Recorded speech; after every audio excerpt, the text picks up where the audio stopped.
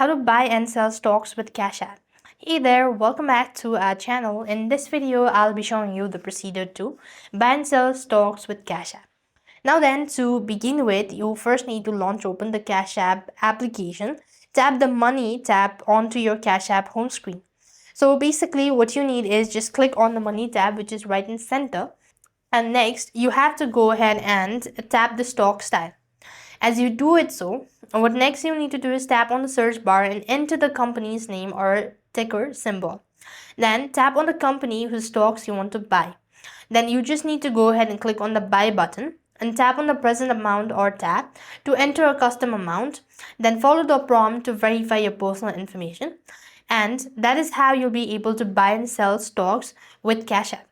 So this is the simplest way you could do it so. And if you're having any sort of issues while doing this procedure, you could directly contact the support team and they might be able to help you out regarding the issue.